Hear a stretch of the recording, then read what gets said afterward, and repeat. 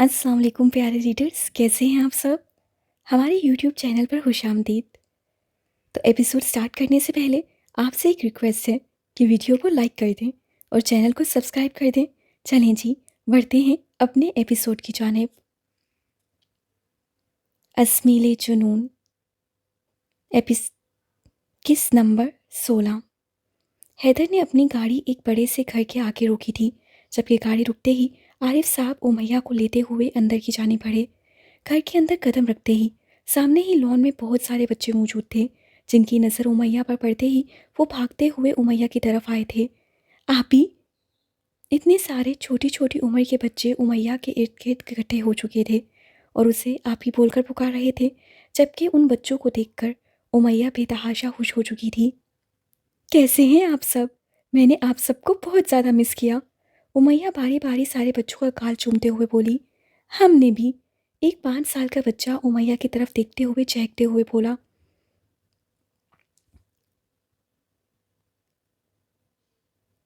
हम आप सबके लिए बहुत सारे गिफ्ट्स लेकर आए हैं और मज़े मज़े के केक्स भी। हैदर उन सारे बच्चों को देखते हुए बोला, जिस पर उमैया ने झटके से सर उठाकर हैदर की तरफ देखा। यानी वो सारे सामान का इंतज़ाम पहले से कर चुका था। हाय, थैंक यू सो मच भाई। कुछ मुलासों के हाथों में इतने सारे गिफ्ट्स और खिलौने देखकर उमैया बेतहाशा खुश होते हुए बोली और फ़ौरन ही हैदर के गले लग गई, जिस पर उसे हल्का सा हंसते हुए उसके कंधे को हल्का सा थपथपाया। अच्छा चलो आओ, अब हम बच्चों के साथ थोड़ा वक्त गुजार लेते हैं, उसके बाद हमें हॉस्पिटल जाना है। ओके। हैदर उमैया की तरफ देखते हुए बोला और फिर उमैया को लेकर लॉन में खेलते हुए बच्चों की जानिब बढ़ा, जिनमें कुछ मुलाजिम खिलौने तकसीम कर रहे थे। उमैया ने आगे बढ़कर खुद वो खिलौने पकड़े और सारे बच्चों को देने लगी। इस अमल के दौरान वो बहुत ज़्यादा खुश थी। उसे हमेशा से ये जगह, ये लोग और ये बच्चे बेतहाशा अच्छे लगते थे और ये जगह उसके सुकून की वजह बनती थी। उसे यहाँ आकर बहुत सुकून मिलता था, यहाँ तक कि यहाँ के बच्चों को भी उमैया की बहुत अच्छी तरह से पहचान थी और वो उसके साथ बहुत इंजॉय करते थे। आरिफ साहब वहीं दरवाजे के करीब ही खड़े मुस्कुराती नज़रों से सामने खेलते बच्चों को और उमैया को देख रहे थे। जब एक गाड़ी उनके करीब आन रुकी तो उन्होंने नज़र वाह करके दाईं जानिब देखा, जहाँ एक काली चमकती ब्लैक मर्सिडीज उनके करीब आन रुकी थी। गाड़ी का दरवाज़ा खुलने से पहले ही ये गार्ड जल्दी से आगे बढ़ा और गाड़ी का पिछला दरवाज़ा खोला। ब्लैक 3 पीस सूट पहने एक दराज कद गंदमी रंग का खुशशक्ल शख्स उस गाड़ी से निकला। आंखों पर ब्लैक ग्लासेस से लंबे बालों को पीछे की जानिब जेल लगाकर नफासत से सेट किया गया था।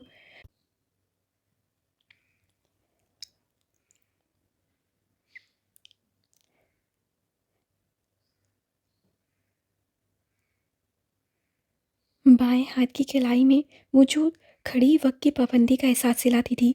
वो शख्स देखने में काफ़ी पुरकशिश था और खूबसूरत भी। आरिफ साहब उसे ही देख रहे थे, जबकि वो उनकी जानिब कदम बढ़ा रहा था और फिर वो उनके ठीक सामने आन रुका और अपनी आंखों से ग्लासेस उतार के उनकी तरफ देखा, जो नासमझी से उसकी तरफ ही देख रहे थे। अस्सलाम वालेकुम, कैसे हैं आप? वो आरिफ साहब की जानिब हाथ बढ़ाते हुए बोला। वालेकुम सलाम, मैं ठीक हूँ बरहुदार, तुम कौन हो? आरिफ साहब ने उससे हाथ मिलाते हुए मुस्कुराकर बोले। आपने क्या वाकई मुझे नहीं पहचाना? वो उल्टा मुस्कुराते हुए उन्हीं से सवाल करने लगा, जबकि सच तो ये था कि आरिफ साहब की पहचान में वाकई वो शख्स नहीं आ रहा था। नहीं बेटा, मैंने तुम्हें नहीं पहचाना। शायद मैंने आज से पहले तुम्हें नहीं देखा। आरिफ साहब मुस्कुराते हुए साफ गोई से बोले। ये तो बहुत गलत बात है। आपको तो मुझे पहचान जाना चाहिए। मैं तो बहुत उम्मीदें लेकर आपके सामने खड़ा हूँ। वो अजीब से अंदाज में मुस्कुराते हुए बोला, तो आरिफ साहब को वो कुछ पहचाना पहचाना सा लगा। कहीं देखे लगते हो।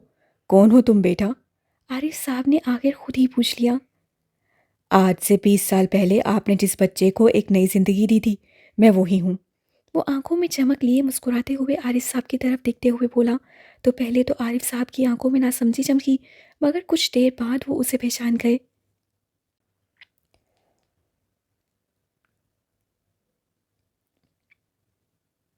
مہران ہو نا تم؟ آخر انہیں اس کا نام بھی یاد آ ہی گیا۔ جی ہاں، میں مہران حدید ہوں۔ اس سے مسکراتے ہوئے اپنا پورا نام لیا۔ ماشاء اللہ، تم تو اچھے خاصے کبرو نوجوان پر خوددار بن چکے ہو۔ عارف صاحب نے خوش ہوتے ہوئے اسے اپنے گلے سے لگا لیا۔ میں کامیاب انسان بن چکا ہوں صرف آپ کی بدولت۔ میں کچھ بن کر آپ کے سامنے آنا چاہتا تھا، تو دیکھیں آپ کی بدولت میں کیا بن گیا ہوں، ایک بزنس مین جو اپنی طرح کے کافی بے سہارا لوگوں کو بنا دیتا ہے۔ اس سے مسکراتے ہوئے اپنا تعارف کروایا تو عارف صاحب بے تحاشا خوش ہوئے۔ میرے بچے ہمیشہ خوش رہو، یوں ہی کامیاب ہوتے رہو۔ بہت خوشی ہو رہی ہے تمہیں یوں کامیاب دیکھ کر۔ عارف صاحب کی تو خوشی کا کوئی ٹھکانہ نہیں تھا۔ آپ کو یاد ہے کہ آپ نے مجھے اس دن کیا بولا تھا؟ وہ بول کر کچھ دیر رکا اور پھر بولنا شروع کیا۔ جب آپ نے مجھے سڑک سے بے سہارا اٹھایا تھا اور مجھے اچھے کپڑے، اچھا گھر اور اچھی تعلیم دلوائی، تو میں نے آپ کا شکریہ ادا کیا تھا، جس کے بدلے میں آپ نے بولا تھا کہ بس میری بیٹی کے لیے دعا کرنا۔ خدا نے مجھے بیٹی سے نوازا ہے، دعا کرنا کہ خدا اس کا نصیب روشن کرے۔ وہ مسکراتے ہوئے پچھلے 20 سال پرانی باتیں انہیں یاد دلا رہا تھا، جبکہ وہ مسلسل مسکراتے ہوئے اسے سن رہے تھے۔ ہاں مجھے یاد ہے، وہ دیکھو، وہ ہے میرا بڑا بیٹا حیدر، اور وہ ہے میری شہزادی امیہ عارف۔ سامنے کی طرف اشارہ کرتے ہوئے بولے۔ مہران نے نظر اٹھا کر سامنے دیکھا، جہاں ایک اونچا لمبا خوبصورت نوجوان بچوں کے قریب ہی کھڑا مسکرا کر انہیں دیکھ رہا تھا، اور پھر اس کی نظریں ایک نازک حسینہ پر پڑیں اور بس اس کی نظریں وہیں پر ٹھہر گئیں۔ وہ چھوٹی سی معصوم سی لڑکی بچوں کے درمیان بیٹھی انہیں بے تحاشا محبت دے رہی تھی، جبکہ وہ بچے بھی اس سے کھل کر بات کر رہے تھے اور اس کی باتیں سن کر کھلکھلا رہے تھے۔ اس لڑکی کے سر پر نفاست سے دوپٹہ تھا، جبکہ چہرے کی معصومیت صاف عیاں تھی۔ اس کا حسن غیر معمولی تھا، وہ نظر لگ جانے کی حد تک خوبصورت تھی۔ اتنے بچوں کے درمیان میں بیٹھی اپنے روشن چہرہ لیے سب کو اپنی طرف متوجہ کیے ہوئے تھی۔ وہ اپنے ایک ہاتھ کو حرکت دے رہی تھی، جبکہ دوسرے ہاتھ کو وہ بالکل بھی حرکت نہیں دے رہی تھی۔ اس کے ہاتھ پر رومال بندھا ہوا تھا۔ یقیناً اس کے ہاتھ پر یا تو چوٹ آئی تھی یا پھر وجہ کچھ اور تھی۔ مہران یک تک یہ منظر دیکھ رہا تھا جب عارف صاحب کی آواز سے اس کا تبسم ٹوٹا۔ تم یہاں پر کیسے؟ مطلب تمہارا یہاں پر کوئی کام تھا؟ عارف صاحب نے اس سے یہاں آنے کی وجہ پوچھی۔ کیونکہ یہ ایک یتیم خانہ تھا، ایک بڑا سا گھر تھا جس میں کچھ لوگ رہتے تھے اور وہ سب بچوں کو پالتے تھے۔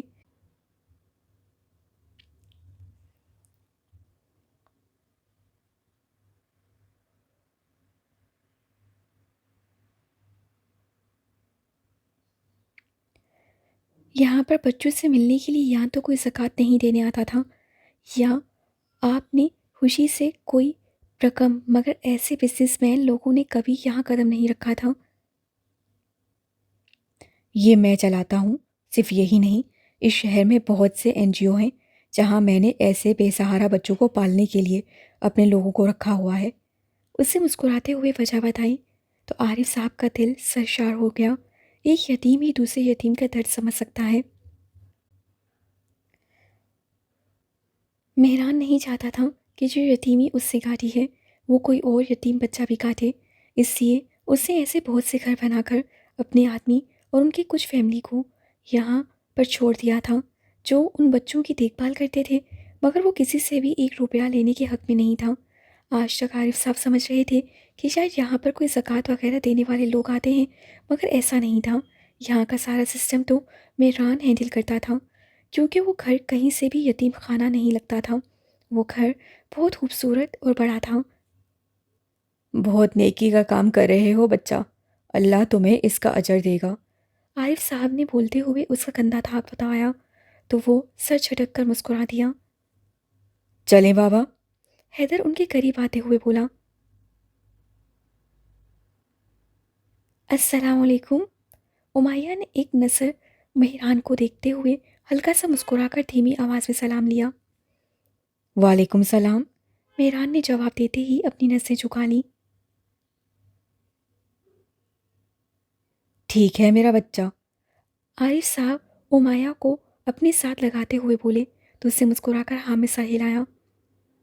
ان سے ملو حیدر، یہ بھی بالکل میرے بچوں کی طرح ہی ہے۔ میران، عارف صاحب حیدر کو میران کا تعارف کرواتے ہوئے بولے تو حیدر نے خوش دلی سے آگے بڑھتے ہوئے اسے گلے لگایا اور اس سے ہاتھ ملایا اور مسکرا کر اس سے حال چال پوچھا۔ بابا بہت دیر ہو رہی ہے، ابھی ہاسپٹل بھی جانا ہے، امیہ کا ٹریٹمنٹ بھی باقی ہے، کیا خیال ہے چلیں؟ اب حیدر ایک نظر اپنی کلائی میں بندھی گھڑی کو دیکھتے ہوئے بولا، جبکہ ہاسپٹل جانے کے نام پر امیہ نے عارف صاحب کے بازو کو دونوں ہاتھوں سے تھاما اور معصوم سی شکل بنا کر ان کی طرف دیکھنے لگی۔ کچھ نہیں ہوتا شہزادی، بس یہ آخری بار ہے، اس کے بعد آپ بالکل ٹھیک ہو جاؤ گی، تو آپ ہاسپٹل جانے کی ضرورت ہی نہیں پڑے گی۔ عارف صاحب نے پیار سے اسے سمجھانا چاہا، نہیں بابا پلیز، میں ایسے ہی ٹھیک ہو جاؤں گی۔ امیہ نے نفی میں سر ہلاتے ہوئے معصومیت سے منت کی۔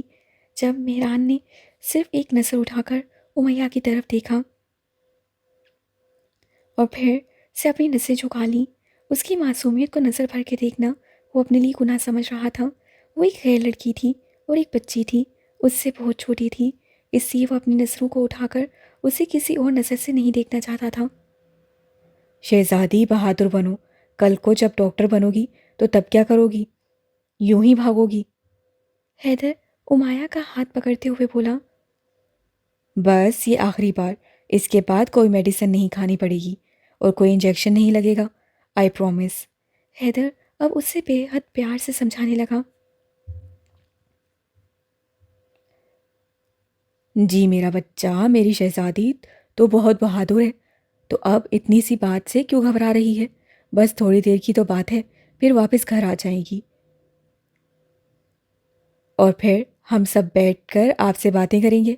عارف صاحب اس کی پیشانی پر لب رکھتے ہوئے اسے بے حد نرمی سے سمجھائے گئے۔ جو وہ سمجھ بھی گئی وہ محبت کی عادی تھی اور اسے محبت ہی کی سمجھ آتی تھی۔ امیہ نے مسکرا کر عارف صاحب کی طرف دیکھا، جاؤ حیدر، لے جاؤ اسے اور جلدی سے واپس گھر لے کر آنا، میں میران کے ساتھ ہی ہوں، کچھ دیر تک گھر پہنچ جاؤں گا۔ عارف صاحب حیدر کی طرف دیکھتے ہوئے بولے تو اسے مسکراتے ہوئے امیہ کا ہاتھ پکڑا اور خدا حافظ بولتے ہوئے امیہ کو لے کر وہاں سے چلا گیا، جبکہ ان کے جاتے ہی میران عارف صاحب کو لیے گھر کے اندر جا چکا تھا۔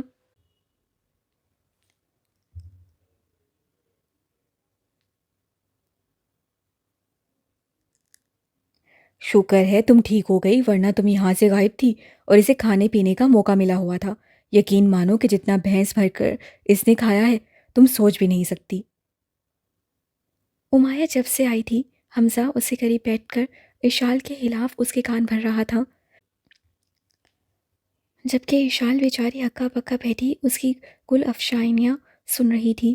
امیہ جب سے بیمار تھی اس سے کچھ نہیں کھایا تھا اور یہ فضول کے الزام لگا رہا تھا کہ وہ تب سے کھائی جا رہی ہے۔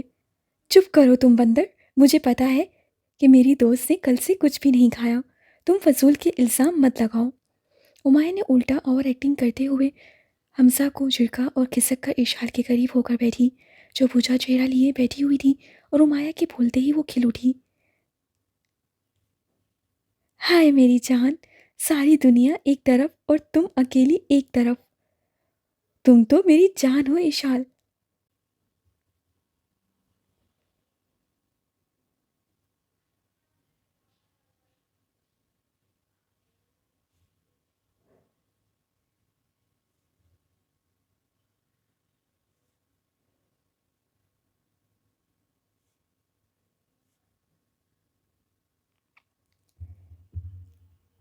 کس کر امیہ کو اپنے گلے لگاتے ہوئے بولی، مجھے پتا ہے تم کھانا کھاؤ۔ پہلے امیہ اشال کو خود سے الگ کرتے ہوئے بولی اور تبھی نیلو وہاں کھانا لے کر آئی۔ اچھا ٹھیک ہے، لیکن تم بھی میرے ساتھ ہی کھاؤ، اشال کھانے کی ٹرے اپنے اور امیہ کے درمیان رکھتے ہوئے بولی۔ نہیں، میں نے یہ نہیں کھانا۔ امیہ نے کھانے کو دیکھ کر نفی میں سر ہلایا۔ تو پھر کیا کھانا ہے؟ حمزہ نے بے اختیاری میں پوچھا تھا، مگر اسے کیا پتا تھا کہ اس کا پوچھنا اس سے بھاری پڑنے والا ہے۔ ادھر آؤ، بتاتی ہوں۔ امایہ نے حمزہ کو اپنے قریب آنے کا اشارہ کیا تو حمزہ اپنا کان اس کے منہ کے قریب لے گیا، تو امایہ نے اپنا منہ اس کے کان کے قریب لے جاتے ہوئے سرگوشی نما آواز میں کچھ کہا۔ کیا؟ حمزہ تقریباً چیختے ہوئے صوفے سے اٹھ کھڑا ہوا۔ چیخو مت پاگل انسان! امایہ اس کا ہاتھ پکڑ کر اسے واپس کھینچ کر بٹھاتے ہوئے ہلکا سا گھرائی۔ تمہارا دماغ درست ہے؟ اگر کسی کو پتہ چل گیا، یا پھر حیدر بھائی، عارف بھائی بھی کو پتہ چل گیا تو وہ مجھے جان سے مار دیں گے۔ حمزہ اپنی آواز کو ہلکا رکھتے ہوئے امایہ کی طرف دیکھ کر بالکل سیریس انداز میں بولا۔ نہیں مارتے، تم کرو آرڈر۔ امایہ بے نیازی سے بولی۔ نہیں، اللہ اللہ کر کے تم ابھی ٹھیک ہوئی ہو، بالکل ٹھیک ہو جاؤ تو پھر جو بھی بولو گی وہی منگوا لیں گے، مگر ابھی ناممکن ہے۔ حمزہ بولتے ہوئے فوراً اٹھ کھڑا ہوا اور جلدی سے وہاں سے نکل گیا، کیونکہ رکنے کا مطلب تھا امایہ کا ضد کرنا، اور امایہ نے ہر صورت اپنی بات اس سے منوا لینی تھی، اس لیے اسے وہاں رکنا بالکل فضول لگا اور اسے وہاں سے جانا ہی بہتر سمجھا۔ تم نے ضرور کچھ الٹا سیدھا کھانے کو بولا ہوگا، اس لیے وہ یوں بول رہا ہے۔ اشیال تفتیشی انداز میں امایہ کی طرف دیکھتے ہوئے بولی۔ تم زیادہ میری اماں دادی مت بنو، میں سونے جا رہی ہوں، صبح ملیں گے، خدا حافظ۔ امایہ اشال کو گھورتے ہوئے اٹھ کھڑی ہوئی اور اپنے کمرے کی جانب چلی گئی، جبکہ اشال کندھے اچکا کر اپنا کھانا کھانے لگی۔ امایہ اپنی آنکھوں پہ بازو رکھے مسلسل سونے کی کوشش کر رہی تھی، مگر بہت کوششوں کے بعد بھی اسے نیند نہیں آ رہی تھی۔ شاید دوپہر کو وہ بہت زیادہ سو چکی تھی، اس لیے اب رات کے 11 بجے بھی اس کی آنکھوں سے نیند کوسوں دور تھی۔ آخر تنگ آ کر امایہ اٹھ بیٹھی اور اپنے فون کی تلاش میں ادھر ادھر نظریں گھمائیں تو سائڈ ٹیبل پر ہی اسے اپنا فون دکھائی دیا، جو شاید بند تھا۔ اس نے ہاتھ بڑھا کر فون اٹھایا اور فون کو آن کیا، جو اگلے ہی منٹ آن ہو چکا تھا۔ فون کو آن کرتے ہوئے امایہ ابھی کچھ میسیجز دیکھ رہی تھی، جب اس کا فون بجنے لگا تو امایہ ڈر سے اچھل پڑی۔ فون پر جگمگاتا نمبر ارسم کا تھا۔ وہ تو ارسم کو اپنے ذہن سے نکال چکی تھی، وہ تو بھول ہی گئی تھی کہ ارسم نامی بلا اس کی زندگی میں شامل ہو چکی ہے، جس کا وہ نام تک نہیں جانتی۔ پہلے امایہ نے سوچا کہ فون نہیں اٹھائے گی، مگر پھر اس کے ذہن میں آیا کہ فون نہ اٹھانے پر پتہ نہیں وہ کیا کر بیٹھے۔ یہ سوچتے ہوئے امایہ نے جلدی سے کال اٹینڈ کی اور فون کان سے لگایا۔ مایا؟ وہی بھاری گمبھیر سرگوشی آواز امایہ کے وجود میں کپ کپی پیدا کر گئی۔ تم ٹھیک ہو مایا؟ امایہ کو بالکل خاموش پا کر ارسم نے اپنے دل میں موجود سوال پوچھا۔ جی؟ امایہ مشکل بول پائی۔ بولا تھا نا اتنی دیر تک مت جاگا کرو، کیوں خود کی پرواہ نہیں کرتی تم؟ ارسم کے انداز میں شکوہ تھا۔ امایہ کو یہ محسوس ہوا جیسے وہ اس سے اس کی شکایت کر رہا ہو۔ میں ٹھیک ہوں۔ نہ چاہتے ہوئے بھی امایہ نے اسے تسلی دینا چاہی، کیونکہ اتنا تو وہ جان چکی تھی کہ وہ اس کے پل پل کی خبر رکھتا ہے، اور اسے یہ بھی معلوم ہوگا کہ امایہ کتنی بیمار تھی۔ میڈیسن کھائی؟ اور سامنے اس سے اگلا سوال پوچھا۔ نہیں، مجھے پسند نہیں، امایہ نے پٹ سے جواب دیا۔ ایک یہی تو مشغلہ تھا اس کا، جس میں وہ خوش دلی سے ہر بندے کا جواب دے دیتی تھی۔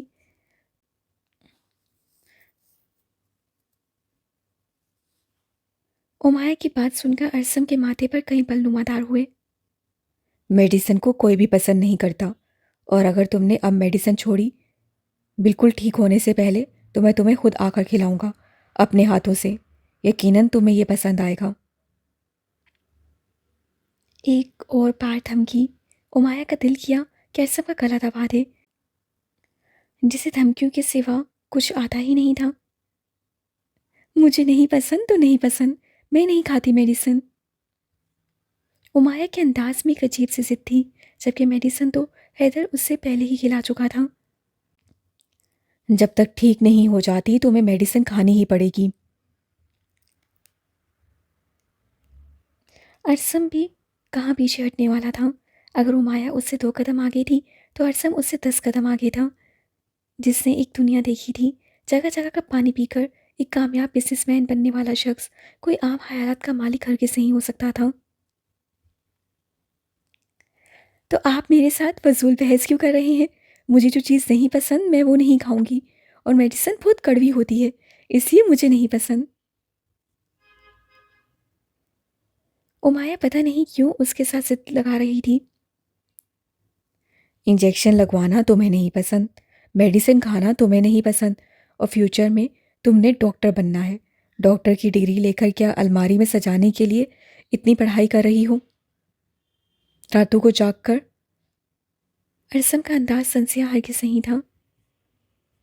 میں الماری میں لگاؤں یا جہاں مرضی، آپ کو کیا؟ آپ کی الماری میں تھوڑی لگانی ہے. امایہ مقابلے پر اتر آئی تھی. تم نے ڈاکٹر بن کر کیا کرنا ہے مایا؟ ارسم نے بول کر سر جھٹکا. میڈیسن بند کرنی ہے. امایہ بھی فخریہ انداز سے بولی، جیسے واقعی میں اس کے یہی ارادے ہوں. امایہ کی بات پہلے تو ارسم کی سمجھ میں نہیں آئی، مگر جب اسے سمجھ آئی تو اس کا چھت پھاڑ کہکا فون کے اسپیکر میں گونجا. تم ڈاکٹر بن کر میڈیسن بند کرواؤ گی؟ واو اسٹرینج. ارسم اپنے لب دبا کر ہنسی کو کنٹرول کرتے ہوئے بولا، جبکہ امایہ کو تو تیش ہی چڑھ گیا تھا یہ دیکھ کر کہ ارسم اس کا مذاق اڑا رہا ہے. ہاں، میں میڈیسن بند کروا دوں گی، اور انجیکشن بھی.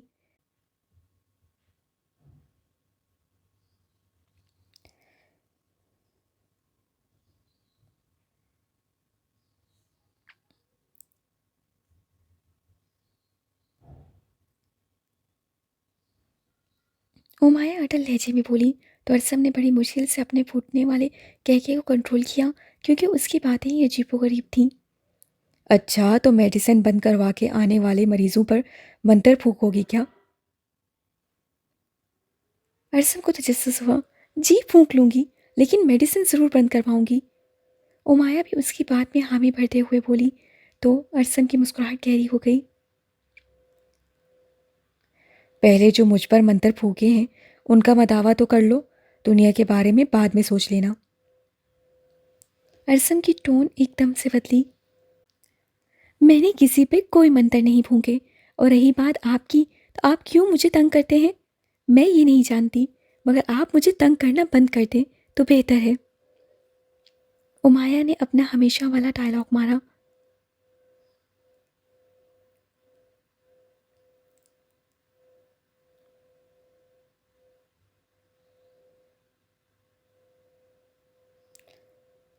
میں نے تمہیں پہلے بھی بولا تھا اور اب بھی بول رہا ہوں کہ میں تمہیں تنگ نہیں کرتا، اور تم امایہ جمیل صرف میری ہو اور تمہیں میرا ہی ہونا ہے. یہ بات چاہے کہیں لکھ لو یا ذہن نشین کر لو. ارسم ٹھہر ٹھہر کر بولا. تم اس دنیا میں میرے نام سے ہی بنائی گئی ہو، اور تمہیں میری ہی بیوی بننا ہے. تمہیں ہر حال میں میرا ہونا پڑے گا، پھر چاہے تم اس چیز کے لیے راضی ہو یا نہ ہو. تمہیں میرے عشق کے رنگوں میں ڈھلنا ہی پڑے گا، اور یہ میرا تم سے وعدہ ہے کہ ایک دن تمہیں میں اپنا بنا کر ہی دم لوں گا. ارسم کا لہجہ خطرناک حد تک اٹل تھا. امایہ کو بے اختیار اس سے خوف محسوس ہوا. جو باتیں وہ بول رہا تھا وہ امایہ کا دل دھڑکانے کا سبب بنی تھی.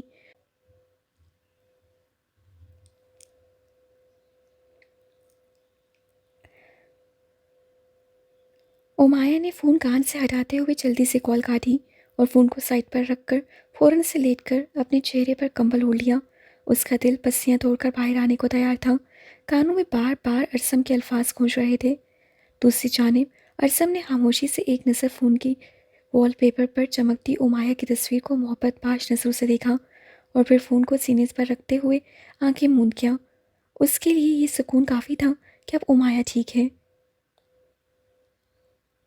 کل جن لڑکوں نے امایہ کو چھیڑا تھا، ارسم نے ان کا بہت برا حال کیا تھا.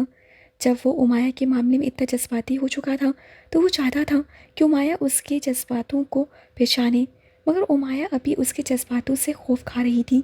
مگر ارسم بہت جلد اسے اپنی زندگی میں شامل کر لینا چاہتا تھا، اور اس کے خیال سے وہ دن اب دور نہیں تھا.